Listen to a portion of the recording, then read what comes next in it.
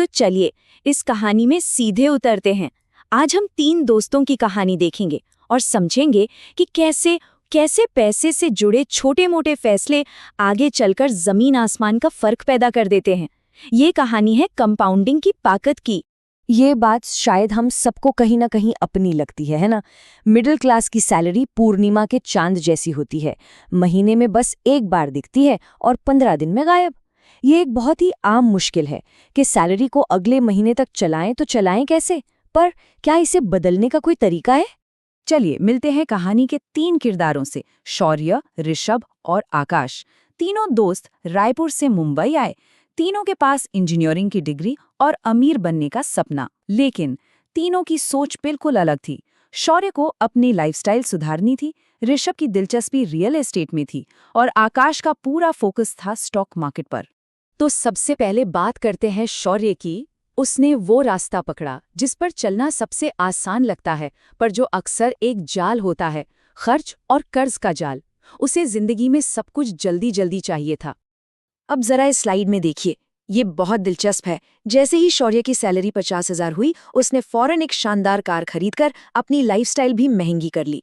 देखिए कैसे उसकी लगभग आधी सैलरी, मतलब 24,000 रुपए, सिर्फ घर के किराए और कार की ईएमआई में जाने लगी। इसी को कहते हैं लाइफस्टाइल इन्फ्लेशन, एक ऐसा जाल जहां इनकम तो बढ़ती है पर सेविंग्स वहीं की वहीं रह जाती हैं। चलिए अब ऋषभ की कहानी पर चलते हैं। उसका रास्ता एकदम अलग था, हाई रिस्क और हाई रिवॉर्ड वाला। लेकिन ये कोई तुक्का नहीं था, इसके पीछे थी गहरी रिसर्च और समझ।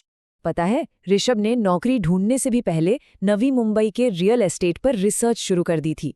2009 में ही उसे समझ आ गया था कि वहां बनने वाला नया एयरपोर्ट और बेहतर होता इंफ्रास्ट्रक्चर इस इलाके को भविष्य का हॉटस्पॉट बना देगा। 2011 में उसने अपने पापा से 1 लाख रुपए लिए और एक प्रॉपर्टी में लगा दिए। और फिर देखिए क्या हुआ। 11 साल बाद 2022 में उस 1 लाख की प्रॉपर्टी की कीमत 90 गुना बढ़कर 90 लाख रुपए हो गई। और अब आते हैं आकाश पर, जिसकी कहानी आज के विश्लेषण का असली फोकस है। उसका रास्ता न तो शौर्य की तरह खर्चीला था और न ही ऋषभ की तरह जोखिम भरा। उसका रास्ता था अनुशासन का, सिस्टमैटिक इन्वेस्टमेंट का, एक ऐसा ब्लूप्रिंट जिसे कोई भी फॉलो कर सकता है। तो क्या था आकाश का सीक्रेट? कोई रॉकेट साइंस नहीं, बस एक बहुत ही सिंपल सा नियम, 50-30-20 रूल। ये बहुत आसान है। अपनी इनकम का 50% ज़रूरतों पर खर्च करो, 30% अपनी इच्छाओं पर और सबसे ज़रूरी 20% हिस्सा सीधा बचत और निवेश के लिए। जब आकाश की पहली सैलरी 25,000 रुपये थी, तो उसने इस नियम को कैसे लागू किया, ये देखिए। हिसाब सीधा था, 12,500 रुपये ज़रूरतों के लिए, 7,500 रुपये घूमने फिरने मौज मस्ती के लिए और पूरे 5,000 रुपये सीधा इन्वेस्टमेंट में। बस यहीं से उसकी फाइनेंशियल आज़ादी की नींव पड़ गई। ये रकम 5,000 रुपये महीना सुनने में शायद ज़्यादा ना लगे, लेकिन बॉस, यही थी वो शुरुआत जिसने सारा खेल बदल दिया। उसने इन पैसों से निफ्टी 50 इंडेक्स फंड में एक SIP यानी सिस्टमैटिक इन्वेस्टमेंट प्लान शुरू कर दी। मतलब हर महीने उसके पैसे ऑटोमैटिकली इंडिया की 50 सबसे बड़ी कंपनियों में लग रहे थे। इससे उसे मार्केट के उतार चढ़ाव का फायदा मिला और लंबे समय में उसके पैसे को बढ़ने का एक शानदार मौका। वक्त गुजरा, आकाश ने मेहनत की और उसकी इनकम बढ़कर 1,20,000 रुपये महीना हो गई। लेकिन जो चीज़ नहीं बदली वो था उसका अनुशासन। अब उसने अपने लिए एक बड़ा टारगेट सेट किया, जल्दी रिटायरमेंट। उसका पहला टारगेट था कि वो अगले 12 सालों में 1.5 करोड़ रुपए जमा करके रिटायर हो जाएगा।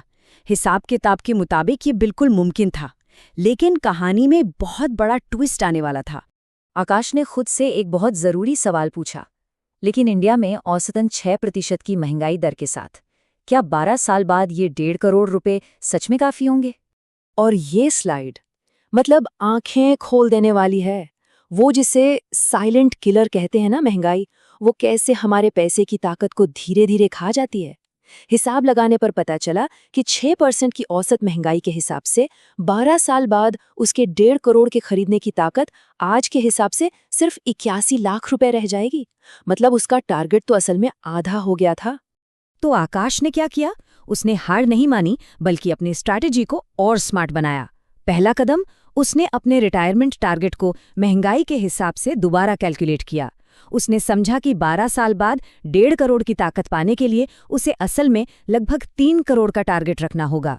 और दूसरा कदम, अपनी बढ़ी हुई इनकम का इस्तेमाल करके उसने अपनी मंथली SIP को सीधा 50,000 रुपये कर दिया, ताकि वो अपने इस नए असली टारगेट तक पहुंच सके। चलिए अब कहानी में कई साल आगे चलते हैं, जहां ये तीनों दोस्त एक बार फिर मिलते हैं और इस बार तीनों की किस्मत बिल्कुल अलग-अलग मोड़ ले चुकी थी। कई सालों बाद शौर्य ने आखिरकार 90 लाख रुपए में अपने सपनों का घर खरीद तो लिया, लेकिन इसकी कीमत थी अगले 20 सालों के लिए एक भारी भरकम लोन। और यहाँ आता है कहानी का सबसे जबरदस्त मोड़। शौर्य ने जो प्रॉपर्टी खरीदी थी उसका मालिक कोई और नहीं बल्कि ऋषभ था। जी हाँ, वही प्रॉपर्टी जो ऋषभ ने अपनी रिसर्च के दम पर सालों पहले सिर्फ 1 लाख रुपए में खरीदी थी। तो चलिए 36 साल की उम्र में तीनों की हालत को कंपेयर करते हैं। शौर्य अगले 20 साल की EMI शुरू कर रहा था, ऋषभ फाइनेंशियली आज़ाद होकर रिटायर हो चुका था और आकाश अपनी प्लानिंग के हिसाब से रिटायरमेंट से सिर्फ 5 साल दूर था। ये पूरी कहानी हमें पैसों को लेकर 2 अलग-अलग तरह की सोच सिखाती है। एक है मिडिल क्लास की सोच जो लोन और EMI की ताकत पर चलती है, और दूसरी है वेल्थ बनाने वाली सोच जो कंपाउंडिंग की ताकत यानी चक्रवृद्धि ब्याज की शक्ति पर भरोसा करती है। तो आखिर में सवाल यही उठता है, कौन सा रास्ता आज़ादी पर बना है और कौन सा रास्ता जिम्मेदारियों और बंधनों पर? शौर्य, ऋषभ और आकाश की ये कहानियां हमें सोचने पर मजबूर करती हैं कि हम अपने पैसों के भविष्य के लिए कौन सा रास्ता चुन रहे हैं।